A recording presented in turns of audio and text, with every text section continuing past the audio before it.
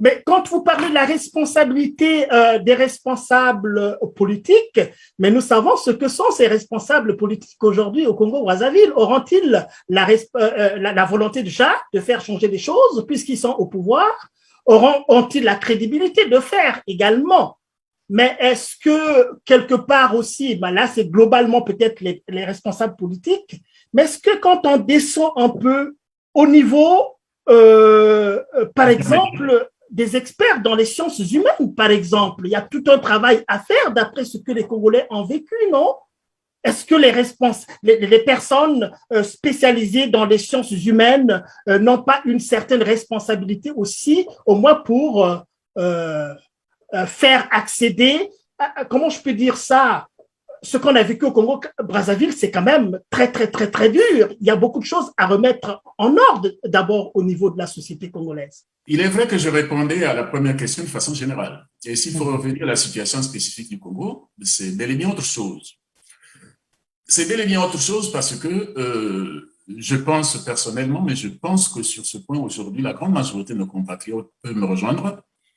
Je pense que l'élite, les experts, ceux qui sont autour notamment des responsables numéro 1 du pays ont une lourde responsabilité. Pourquoi je le dis?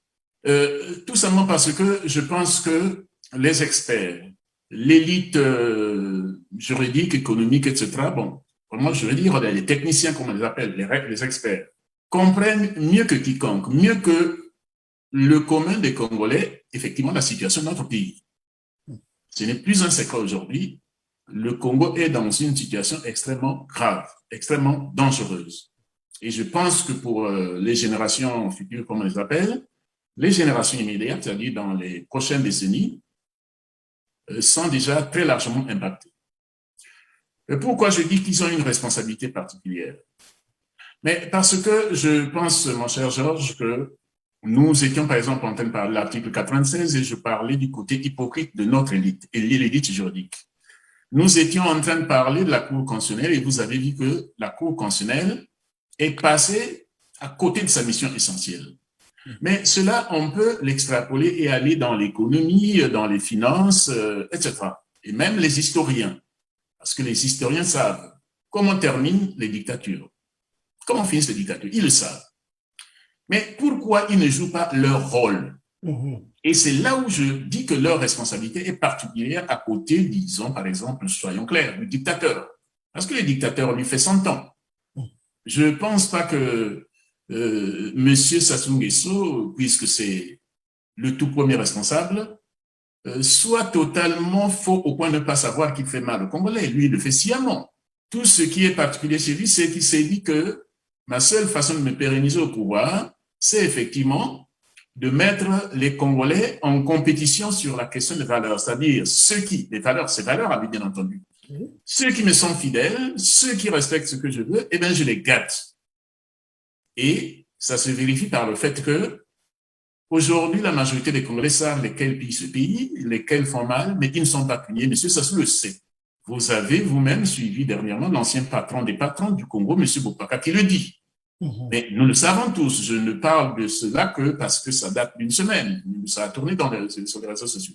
Monsieur Sassou Nguesso a réussi, disons, sa stratégie cynique de faire comprendre aux gens que si vous n'êtes pas avec moi, vous n'êtes rien. Si vous êtes avec moi, vous avez tout. Je vous laisse tout faire. Et l'élite de notre pays, qui manque de sérieux aujourd'hui, je n'hésite plus à le dire, l'élite congolaise qui fonctionne comme des mercenaires contre leur propre pays, fait ce jeu-là, ce sale jeu, uniquement pour des raisons mercantiles, eh bien, ils satisfont tous les fantasmes de M. Sassou Nguesso. Donc, de ce point de vue, je pense qu'ils sont de très loin plus responsables et peut-être les seconds responsables à côté de M. Sassou Nguesso, et puis son équipe. C'est de toute façon, c'est en continuité avec ce que nous avons dit la dernière fois, que finalement, Monsieur Denis Sassou Nguesso se comporte comme un roi, se comporte comme un empereur, sous d'autres cieux, on l'appelait empereur, c'est-à-dire que finalement, et la Constitution et le pouvoir législatif et le pouvoir judiciaire et le pouvoir, tout ça c'est sous sa coupe. Hein. On l'a dit très bien, la forte personnalisation du pouvoir au Congo-Brazzaville. Bon, maintenant, puisque nous sommes dans la perspective et la prospective, là, comme on l'a dit, bon, comment faire, professeur Bakundampele, pour faire de sorte que les experts qui sont pourtant au fait de la chose même, je vais citer par exemple votre collègue, M. Moudoudou, hein, c'est bien Moudoudou, hein, c'est comme ça qu'on l'appelle. Le juriste, oui. Le juriste. On trouve que finalement, dans ce viol des institutions et de la Constitution tous azimuts, ceux qui sont à la manœuvre, c'est évidemment des personnes qu'on pouvait penser qu'ils pouvaient, en se vêtant de leur éthique, protéger les institutions de la République, qu'elles ne soient pas assujetties à un individu tel qu'on le voit aujourd'hui. Comment se fait-il que, est-ce que vraiment on va pouvoir percevoir un futur, un bon futur pour ces institutions si on a des gens de cette manière-là? Lui, mais aussi d'autres. Et ce qui est embêtant pour celui que vous venez de nommer, c'est que il a écrit un peu, disons, avant d'être proche du pouvoir. Et j'aime parfois le citer en disant, voilà ce qu'il disait avant de goûter effectivement aux délices du pouvoir. Et quand il s'est approché du pouvoir, il s'est mis à dire le contraire, effectivement, de ce qu'il avait écrit lui-même. Je ne sais pas comment mes collègues de Brazzaville enseignent, qu'est-ce qu'ils disent à leurs étudiants. Parce que je suis sûr, et tous, bon, pour les enseignants du droit public, c'est le droit constitutionnel, c'est le droit administratif, c'est le droit international, c'est les finances publiques. Toutes les pratiques de M. Sassou Nguesso constituent un défi, effectivement, à ces matières-là. Et donc, naturellement, il porte une lourde responsabilité et que de ce point de vue, mon point de vue, Georges, et ça participe des stratégies de, effectivement, disons, d'accélération, disons, de la fin de ce régime. Il faut, à mon avis, effectivement, que nous nous focalisions sur cette élite-là. Okay. Monsieur Sassou Nguesso peut dire, ben oui, je suis protégé, ce n'est pas la vérité, nous l'avons dit, mais naturellement, la procédure en ce qui le concerne est beaucoup plus lourde. Ce n'est pas le cas pour ses soutiens. Nous avions parlé la dernière fois, par exemple, effectivement, disons, de ce que les Congolais aujourd'hui appellent le permis de tuer, de piller, donné à M. Sassou Nguesso par l'article 96, par la Constitution du 25 octobre. Mais, en fait, ce qui a précédé, c'était la fameuse décision de la Cour constitutionnelle du 17 septembre 2015, qui a permis effectivement à M. Sassou Nguesso d'aller au-delà de son mandat, c'est-à-dire donc disons, d'étrangler la Constitution. Au nom, effectivement, de l'autorisation qui lui a été donnée par cette décision du 17 septembre 2015, M. Sassou Nguesso s'est autorisé à tirer sur nos compatriotes, les 17 et 20 octobre 2015.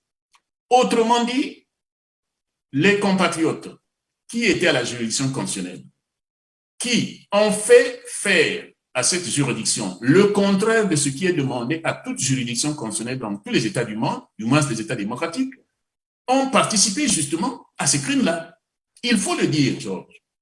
Il faut que les compatriotes, l'élite, qui, c'est pas la première fois que je le dis, chaque fois que j'ai l'occasion de le dire, je le dis, je le répète, il faut que ces compatriotes, qui quand effectivement M. Sassou Nguesso tue pour se maintenir au pouvoir, eux, ils sont dans leur fantasme en se disant ben, quelle fonction je vais avoir prochainement pour avoir effectivement fait ce cadeau au dictateur, qui chaque fois que M. Sassou Nguesso effectivement, disons, pousse dans la stratégie de se maintenir au pouvoir, eux, le soir, disons, ils vérifient, je vais dire, disons, les mouvements sur leur compte bancaire, sache qu'il ne peut pas contenir à son piffret et, disons, s'empiffrer la chair de notre compatriote, de nos compatriotes, mais également, je vais dire tout simplement, à se frotter les mains en disant, ben, c'est bon, une fois de plus. Je pense que dans la stratégie que nous devons mener, ça, c'est un élément important. Nous avons un défaut, disons, dans ce pays, mon cher Georges, c'est la personnalisation, disons, ça a plusieurs sens.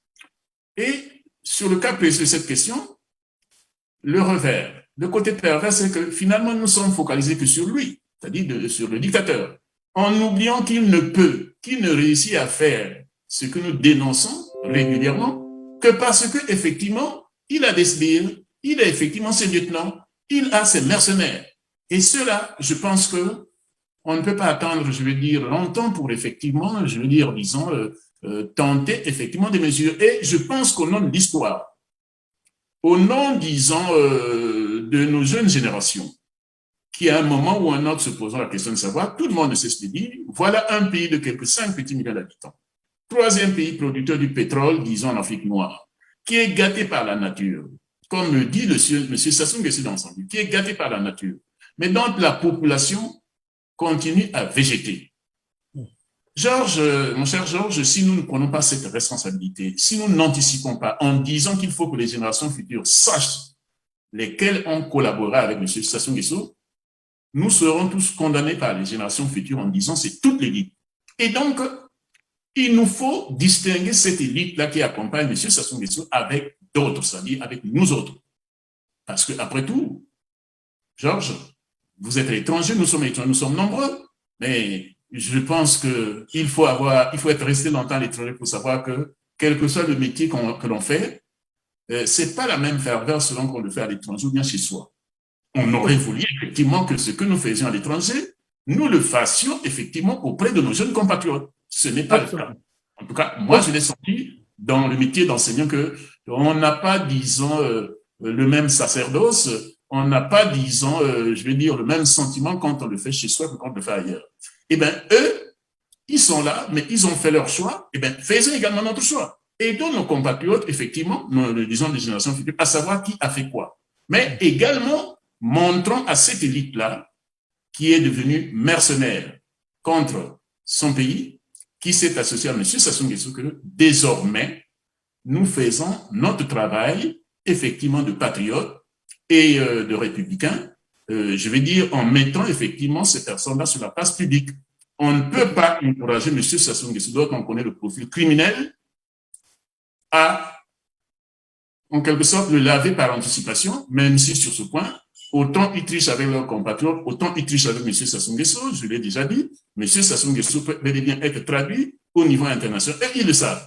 Mais ils trichent sur les deux comptes. Ils trichent contre M. Sassou Nguesso, ils trichent contre leurs compatriotes, au nom de leur compte en banque, au nom de leur fantasme pour, je veux dire, disons, les fonctions. Voilà ce que je peux dire à cet égard. Très bien.